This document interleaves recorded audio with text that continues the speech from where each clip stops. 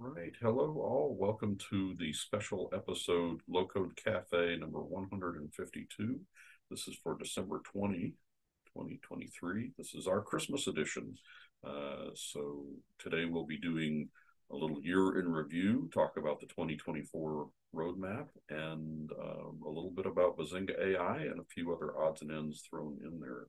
But before we get into that, talk about our panelists. We have Bogdan Latescu, head of Plant and App, Patrick Anderson, technical success manager for Plant and App, two of the guys responsible for a great deal of what gets into the product and our direction. Gentlemen, happy end of year. Merry Christmas. Yes, happy holidays to all. As we get into this today, we welcome, if you just remind you that we have our question and answer window here in Zoom at the webinar chat. And so if you have anything for us or anything that you'd like to get answered, by all means, use those. Just this, as I've mentioned before, this is our final public webinar for the year. We'll be picking up again. The next Low Code Cafe will be January 10th, but we'll be sending out announcements about that. And once we get into the new year, the Low Code Campfires will resume as well. So the Low Code Campfire every week, good opportunity to meet and learn from your fellow low coders, and then Low Code Cafe every other week, bi-weekly, that will continue to take on interesting topics. But anyway, year in review. So here we go. The first is I'll do a little bit of year in review, and also called the Ghost of Christmas Past. We at a year ago, we were at version 1.24, and we are currently at version 1.25. So we've had one big release this year and many hotfixes, and we are on the cusp of releasing version 1.26. And we'll probably hear more about when that will come out when Bogdan takes the stage. But lots and lots of things have been happening in this in these releases and in these hotfixes, and so we wanted to just share that with you. From a product overall, and I'm just going to talk about a variety of things here today and show a few of them. But from a product overall, we made strides with our version control MEO scenario. So this is the ability that's available for enterprise clients, but also for our Plant App software as a service clients, where the content of your app, not the content, the development of your app can be put into a GitHub repository. And we're doing a very good job now of getting the content into Git and handling some connection errors, things that can go wrong, like the expiration of your authorization into Git. So that's part of what you can look forward to as either later versions of 125 or in 126. We're allowing negative numbers, so if you're losing money, you can use the money field to be able to handle negative numbers with that field type. I've highlighted a couple things here to talk about, and so I'm just going to drop off into the product here for a second. This is a convenience thing, but it's a nice convenience thing. The browser title on App Builder in 126, as you're navigating, notice that the title now shows, for example, roles or users or connectors, whatever you're viewing, it shows up there. And of course, that makes it available in the history to be able to go back to those things. In prior versions, it wasn't a very friendly title, so we're trying to be able to help you know where you are within the process. We have other minor improvements to the update screen. So if we were to go into the most recent, again, this is the almost released version 126. and take a look at our update screen. There's a few things that you'll see different. This is a project that Patrick worked on where you can install from URL. So we like to be able to, most of the time you're going to find your hotfixes are available here in hotfixes.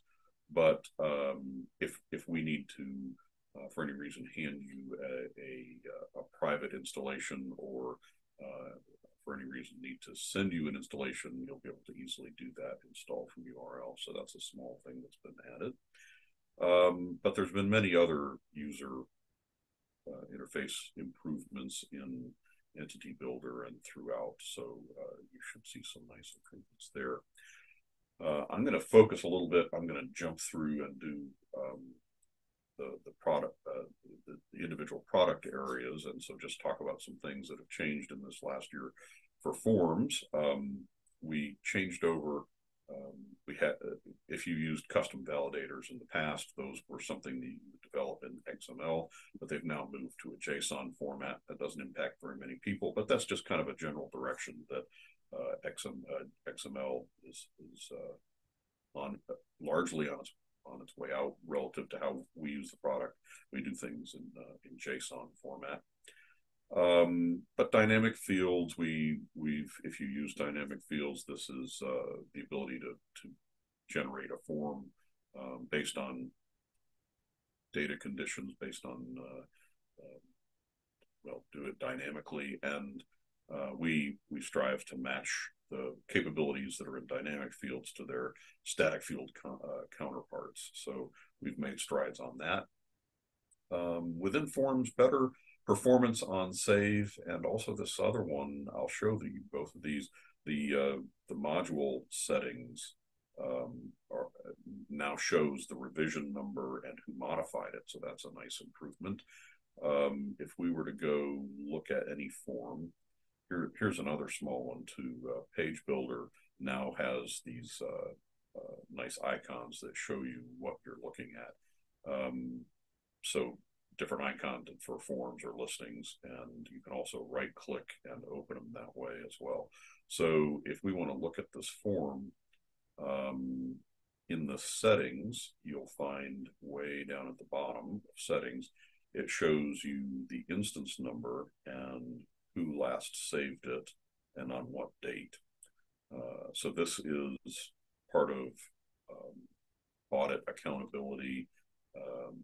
If you need to know, if you're working with other developers, you can tell who made the last change and when, and it makes it possible then to log and to track those things. But yeah, when you when you click the save button on the site, we've improved the speed on that through some changes in caching that used to have a little bit of a delay in it, and so that's an improvement that everyone I think that uses forms can appreciate. There's a nice new search functionality. I'll just show it in 124 when you had drop down with checkboxes. This is the interface that you saw, and so you can scroll through this list and click. There's also a select all, clear all, but no ability to search for the one that you want. And so imagine a very long list that would maybe make it hard to find it. So you can, let's see, sure I'm on the right screen here.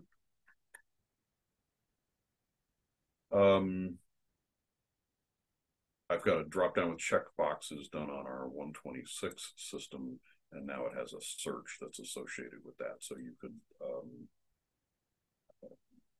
zoom in and search on that. The definition of that in the box that's implemented as there's a checkbox for, so we're going to drop down with checks boxes. There's a searchable checkbox, and when you click that, that makes it available to search with. So handy feature there.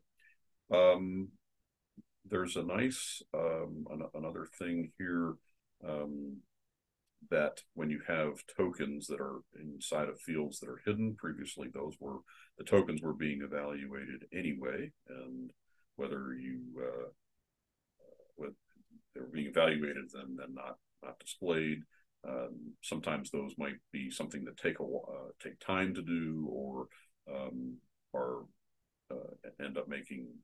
They could be a database token that make changes, things like that. So we no longer evaluate them when they're hidden, and that's also a feature that's done in listings. And I switch over to listings. Several of these same things are in there, so we're not evaluating tokens in listings. And then that same thing, the module settings for listings now show the revision number and the last modified date. So you can do that. And then that you will see, but that same thing is in tabs as well. When we improve in listings, we improve the when grid buttons. They now reevaluate when the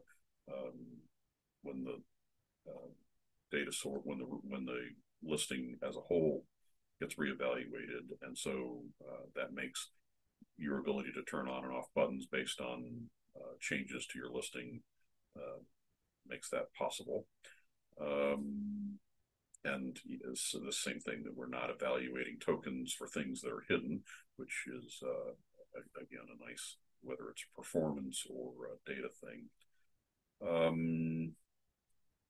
We're seeing some changes to the way that we do localization and local date formatting. I don't have an example to show on that one. And then from a user experience point of view, if you have data table and cards both turned on, that we're now sensing the size of the browser, and it will switch between that depending on browser size. So that's a nice thing. And then there was also some security things that were done behind the scenes. As I said, with tabs, the same thing, the ability to see who's modifying these modules, and that showing up visible to you. Within automation and APIs, this is the area where we've already had our new user interface, the UI that we're headed to throughout the product. And so now within actions, we're seeing validation in the actions. So before, if you were configuring an action a year ago, and there were required fields, things that you really should fill in on an action, and you didn't, now you're going to be warned about it, where before you weren't. And then sometimes parameters within an action, you have to pick A or B, and now we're able to sense and say, well, you have to pick A or B within that configuration. So we're doing some validation for you, trying to make sure that you're setting up the actions correctly and not having you try and figure that out through debugging when they don't work as you intend. From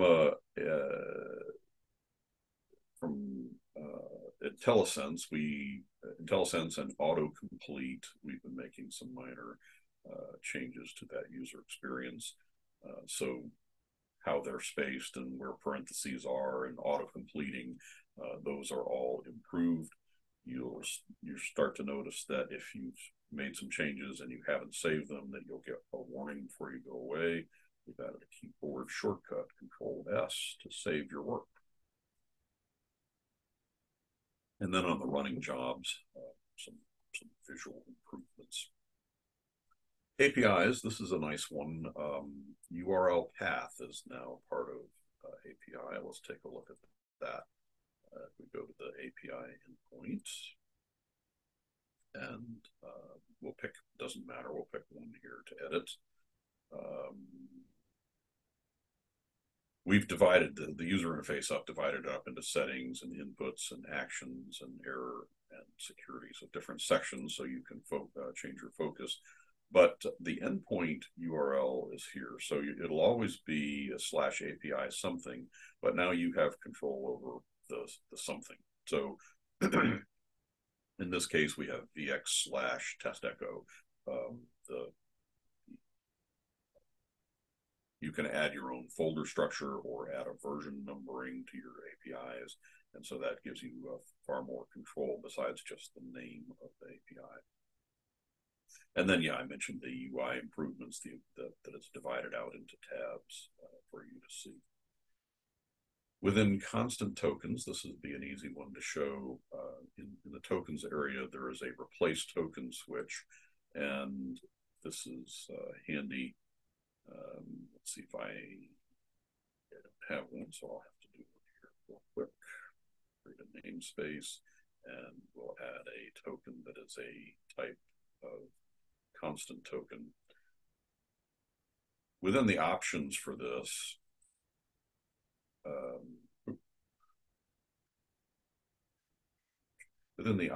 there is this option to evaluate the output tokens. And so this is saying whether or not the token should be expanded. And so this can be very handy if you have if you're defining a template of something in a token, and you want to return it so that you can, like maybe that's the template for your email body. You don't want the tokens to expand until you're ready for them. So by turning this off, the token will return the tokens into wherever you're using it, and then you can expand it later with a token expansion. So just additional options, additional capabilities for you. Workflows has gone much like automation and APIs, where we have this improved UI, and so it will more closely match what the newer what you're seeing on those screens, and bringing in IntelliSense as well. And then when you go to the listing of workflows, some people have dozens, hundreds of workflows, and we've improved the performance so that when those are loaded, that they come in much faster. So that's improving the developer experience a little bit. There's an area within the product that is infrequently used, but it's available to you, the training or guides section. This is, you see it here, training. And we've given that quite a bit of love a year ago, where we did a major overhaul of it and made it so that it can support tokens, so you can make guides that are more useful to you, and so add more capability of guides. But this whole area is designed to let you walk users through particular processes, and so you can create a guide and for example, use it to explain to a user how to do something and step-by-step walk them through that. When we did this, we created a system guide, the new user guide, that, again, Patrick put a lot of effort into to show how to create and use an entity for people who are new to our product. So whole new capability, and again, not one that's frequently used, so I encourage you to check it out. Search Boost is a major component to our product, and not used by everybody, but if you do use search, there's new capabilities that are built into this. Among them, that you can search. There are actions to do a search now. So before, prior to this release, you might, if you wanted to get the results of a search and do something with it programmatically, you might have to do it through an API call to the search interface. You no longer have to do that. You can just use a search action and get a JSON object back that you can then programmatically work with. And there's some new improved filtering capabilities. So if you want to search through something and you set it up right, you can add characteristics to the data that was indexed, so that then you can say, oh, I only want this subset, and so better filter out the things that you don't want. So both of those things now in the product. We have some new actions that we didn't have before. So there's a PDF extract action that's been around for quite a while in version 125. We have a new action server request experimental. This the existing server request continues to work, but there's an experimental version now that has support for client certificates and for sending files. We would anticipate that at some point this will become the primary server request, and the old one will be obsoleted.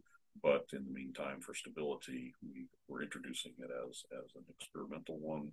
So if you need to do either of those two things, connect by way of a client certificate or send a file to some remote server, the experimental version is for you. The actions that I mentioned that will perform a search, and then our execute actions action now has an on error section, so that's very handy mechanism to be able to trap errors. So that's a rapid fire what's been going on, changes to the product, and then and enhancements to the product.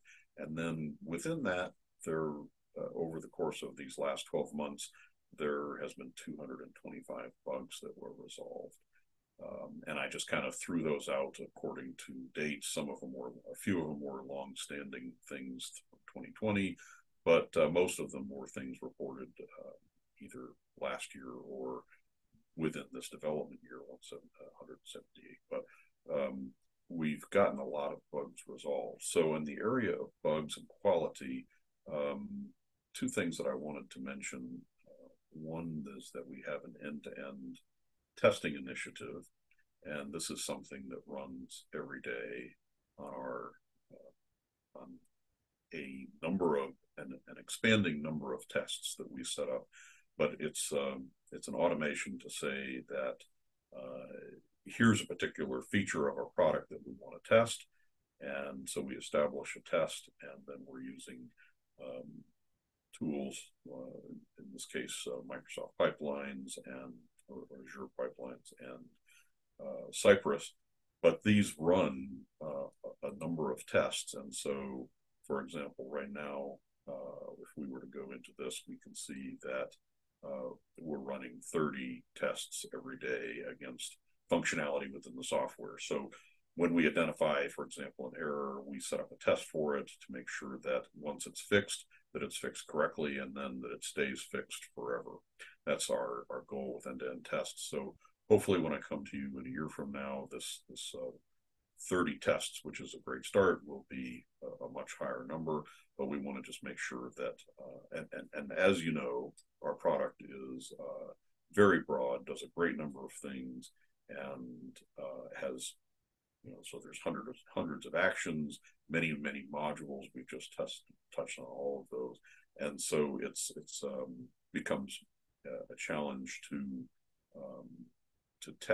fully test the functionality. So the more things that we can automate, the better quality of software we can provide to you. And we are implementing this on multiple versions, meaning whatever the current version of the software is as we release hotfixes, but also in the next version, we're releasing the same tests in the future version, and they'll be running for the developers, so that as the developers are working in an area, a test begins to fail, we'll be able to it'll be an early warning light, and our goal is to catch these before they ever get out of development. So that's a quality initiative. And then the fact that we have so many bugs resolved this year, and I don't really have a comparison number from previous years, but I can guarantee you the bug count, bugs resolved, is much higher than it would have been if I reported it a year ago.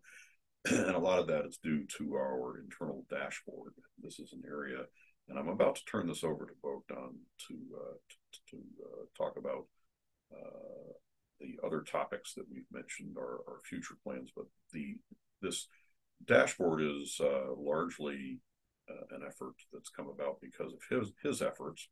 But this is item by item what's in development and what our throughput measuring. The more metrics that we have, we can find outliers and we can show improvement. So, for example, our throughput, how many things per week we're getting out, and exactly what those are. Each of these data points is backed up by by the underlying tickets in our development system, so that we can drill down into the details.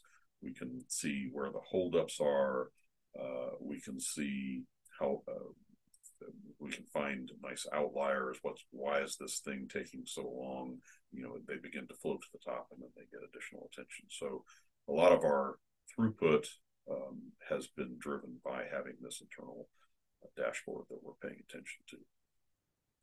So with that, Bogdan, can I turn it over to you? Anything you want to say about, I did a very high level on the build internal dashboard, but you can add to that, or just grab a hold of the share and go on to the next topics.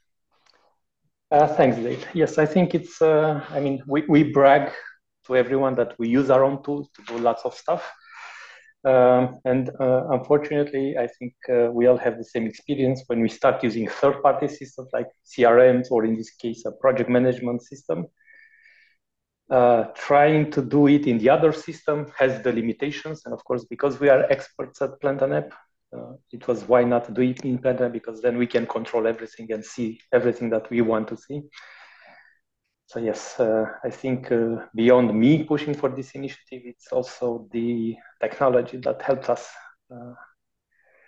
create this sort of visibility, especially when right now we have a team of 10 developers that actively work on it, QA, support, services, delivery. So it's a much more complex game.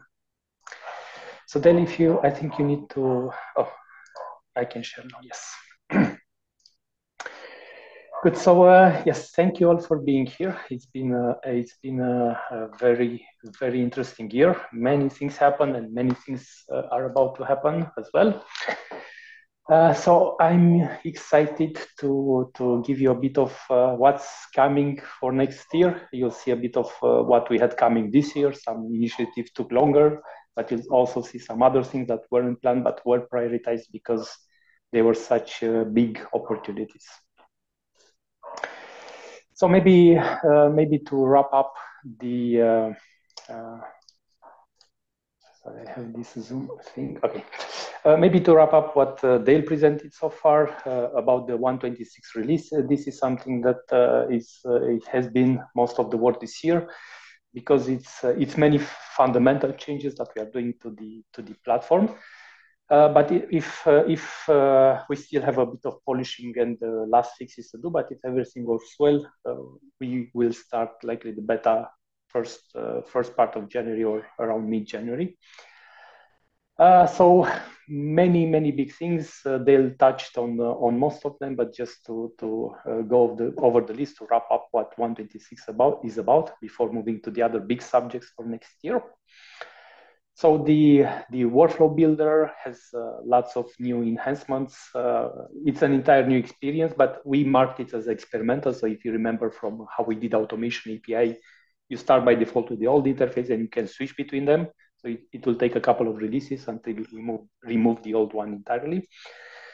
But there's very, very interesting things that we are adding to the workflow. For example, right now we are just wrapping up a nicer expression builder, so you don't have to write expressions on the tooltip anymore. We are doing a bit of work around the input parameters to be able to put descriptions, for example, document the input parameters. We are doing right now a major feature that will be in 126. We call it workflow contracts. So basically, having a set of workflows that all respect a contract meaning they are of a type and they have certain inputs and outputs. So this, especially with a new action that I think we already released as the hotfix, which allows you to execute a workflow dynamically. Just by knowing the Go ID, you can execute any workflow. So that opens new patterns for building robust architecture.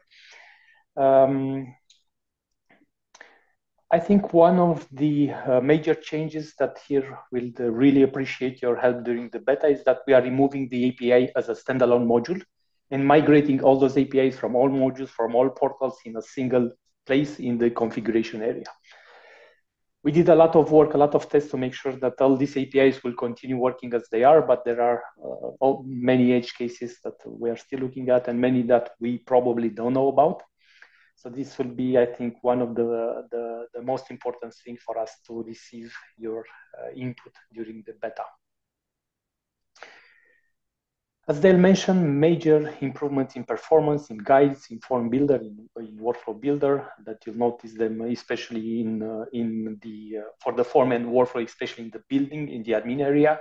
You see loading workflows, saving forms will be much faster. They'll mention that we have some actions right now to interact with the search engine programmatically. The hierarchy views that we have,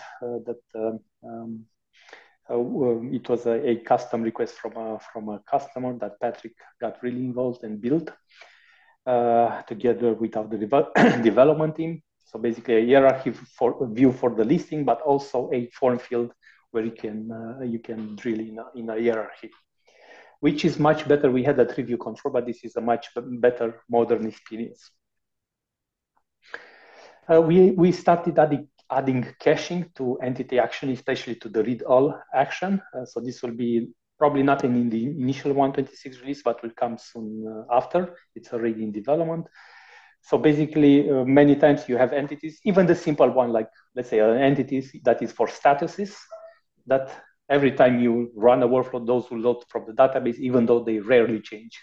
So then the ability to cache those improves the performance a lot, but also at large data sets as well, it will be a major improvement in performance.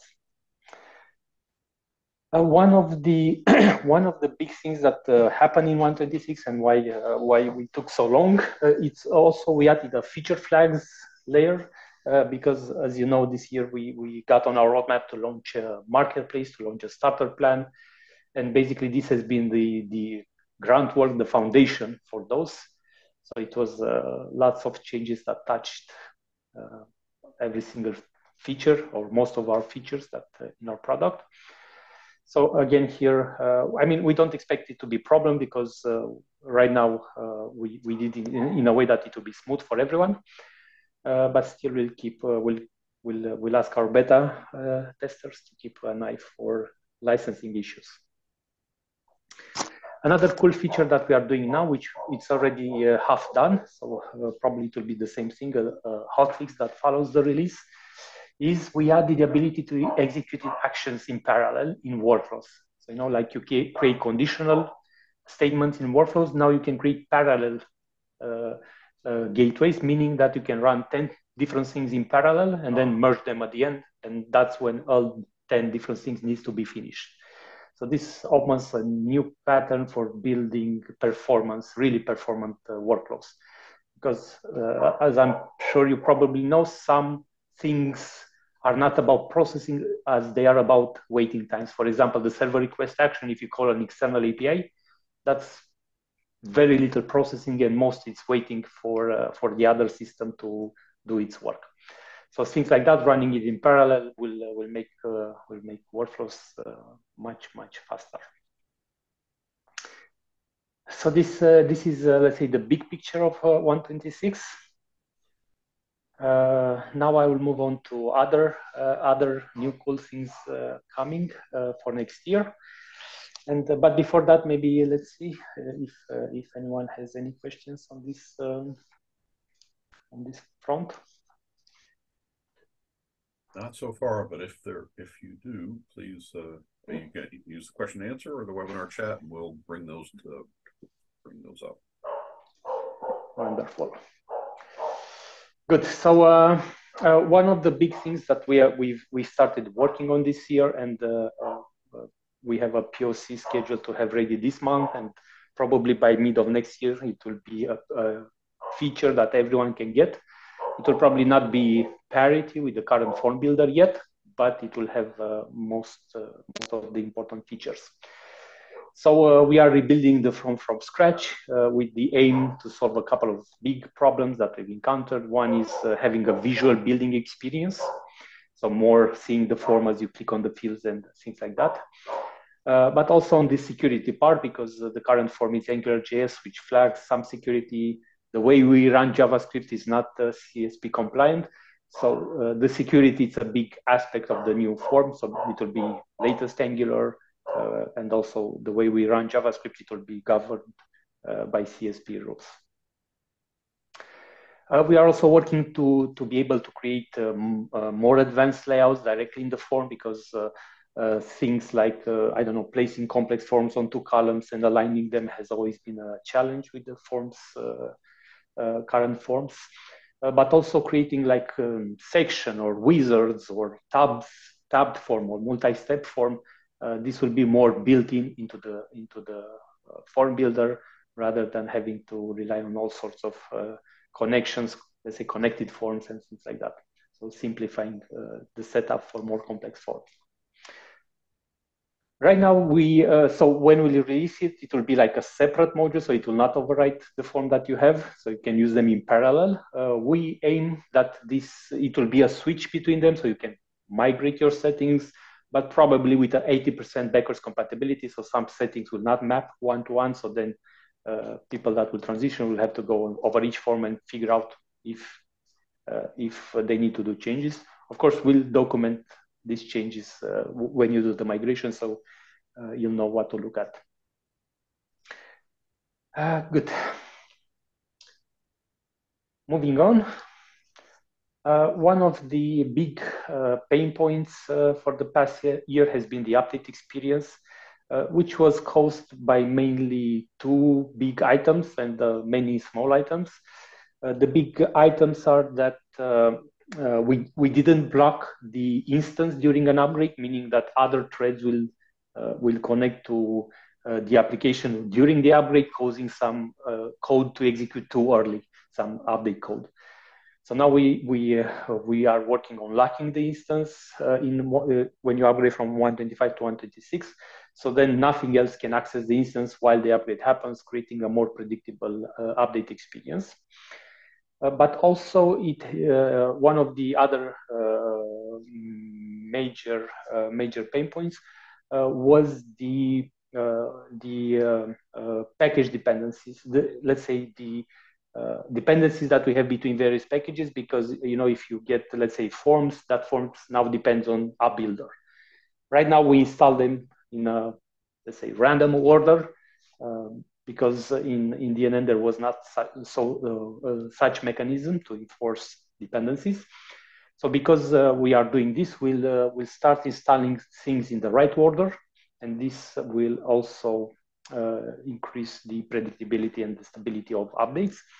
And all of this we want to match with a better logging, better error reporting, so during upgrade. And this is not something that we'll do directly in the first release of 126. We are going to do lock application updates, forcing latest hotfixes, and the package dependency and logging will come shortly after as hotfixes. But basically, being able to see everything that happens during the upgrade, what fails, and be able to take action directly at the update time rather than seeing the issue appear later.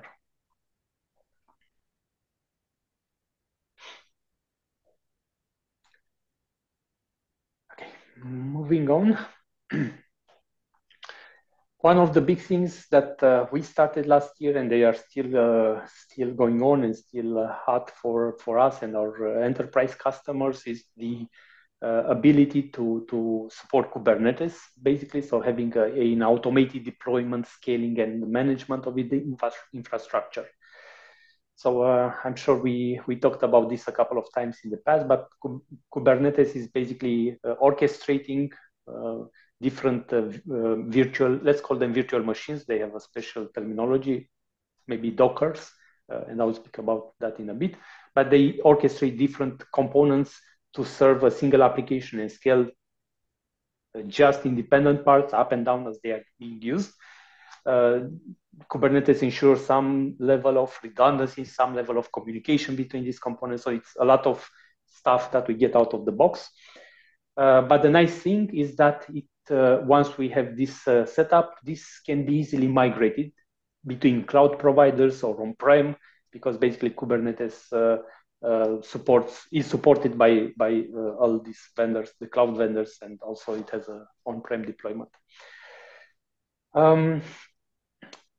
I think, I'm not sure how many of you tried Docker. We have a public GitHub repository where you can get the startup scripts to set up your instances in Docker, but this is how you can prepare for the future.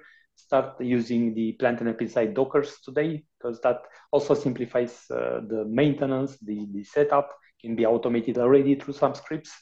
And Docker basically is just orchestrating the Docker containers. So likely this will be a big effort for us next year, but likely it will not be publicly available until 2025. It's a very big thing as we have to rewrite lots of our code. But by the end of 2024, we aim to have the first production environment running on this infrastructure. Good. One of the big things that has been discussed this year, and the work is already 80% done, and now with the feature flag layers that will come in 1.26 will get us much closer to make this a reality. It's the marketplace. So basically, for the first version, we'll only have add-ons. So the ability to have a screen where you see all the available add-ons. Some are free, some are paid. Initially, all will be published by us, but gradually we'll invite other developers in the community and our partners to contribute with various integrations, various pieces of functionality. So find it in the store, purchase it, and then one click you see it in the application and you install it. We already have a couple of add-ons that we've been working this year that have been used in various of our initiatives or customers, like LinkedIn integration, OpenAI, web crawling, LDAP, and a couple of others. This will all be available through this marketplace. Let's move on. And following that, not sure on the timing yet, this was scheduled for this year, but because of all the big feature flag story, we had to postpone it, is the starter plan. So basically having a lower entry point into plant and app where you don't get everything, because right now our customers are faced with the all or nothing situation. You either get all the components or none. So this is going back to having a light core that is just the entity builder, the forms, the listing, the tabs, and the build-it tokens. So start and build simple application really fast. And then additional content can be acquired through the marketplace as needed for each application. We aim to have this plan, let's say, at $99 per application per month, but still this is to be discussed, but just to set a perspective for you that it can be as this low an entry point. But finally, this is one of the biggest things that happened for us this year. We started playing with OpenAI in January, and then we realized that this is the future. So we started building this platform. We call it Bazinga. That is, we pivoted with it many times, but the idea with it is to create AI assistance by using pre-built blocks, similar to how you do low code. Bazinga was built with plant and app, so you'll understand the concept. But before moving to describing what Bazinga does, maybe the problem that it solves and what we are seeing with most of the organizations today, and I'm sure that you see this internally as well, is that most organizations, especially the medium, the large ones, are unable to adopt Gen AI because the biggest problem is so many different use cases, so little know-how inside organizations to build these use cases, but also the lack of understanding on how to measure return on investment on all these use cases. And then how we position Bazinga right now, we position it as a rapid prototyping platform for Gen AI assistance because we feel that this is exactly what organizations need. They need to validate 10 POCs per week to see where do they place their budgets for the upcoming years. So the way we built Bazinga, we call it AA foundation elements. You'll recognize some as features that we already have because it's still Plant an App and it's an implementation built with Plant an App. But we package this into bigger chunks. So for example, on the data, we have the ingestion algorithm, so crawling website, getting PDFs, content from PDF, connecting to databases. So getting all the acquiring knowledge from various sources for processing it, normalizing it, and then using it for training the AI. On the interaction side, of course, we have the conversation view that many of you already saw. But that is the web interface, but we also built widgets that you can embed on the website. We built a Teams integration, a Slack integration, of course, connecting through the APIs to this AI assistant, so many different building blocks. We have the UI interfaces, of course, the page builder, for builder. This is the concepts you are very familiar with. The action engine, same thing. Basically letting the assistants take actions on the user input. So maybe opening a support ticket, maybe creating a PDF, a sales proposal, things like that. The assistants are able to do. So many different components like that, all pre-built, so people can build rapid prototypes in just a matter of days to measure ROI and decide, oh, is this worth doing or not? And we started supporting multiple models. So we started with OpenAI, but now we see Google Gemini has came out last week. So we already started incorporating it. AWS launched also a couple of models.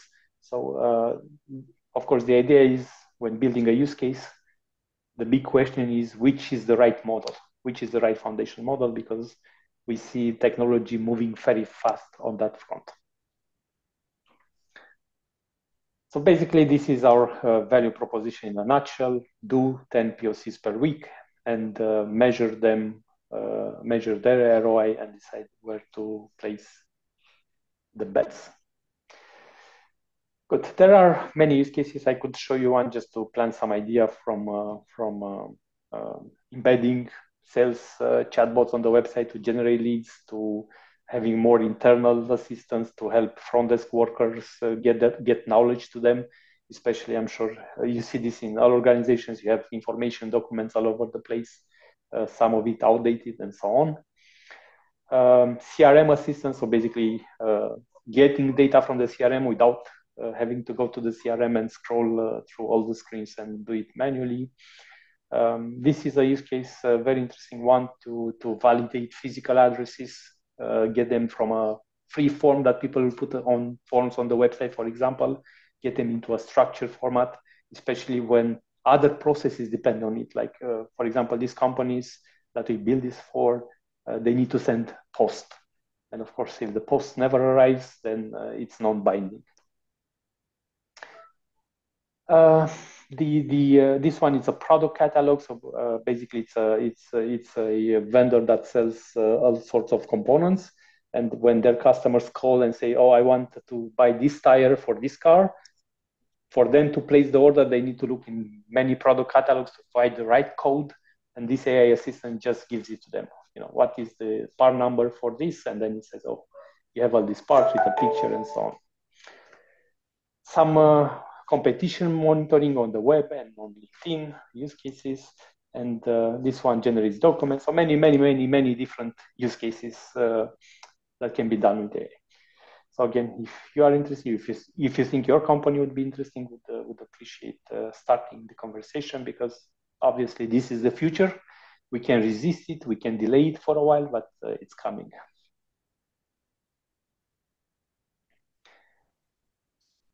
So with that being said, I'm ready with my part.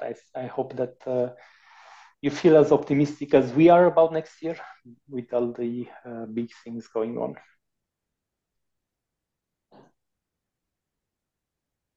Very good. It's a really great time. If you have any questions, we'll hang for just a couple of minutes and do that. I will say it's been a very busy year. looking forward to what's coming in these new releases and challenges of them.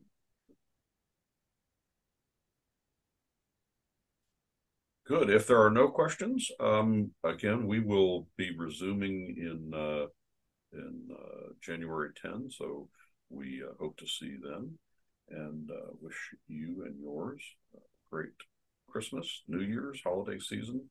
Do enjoy. Thank you, Bogdan and Patrick. Thanks. Bye, everyone. Thank you all. Have wonderful holidays. Bye.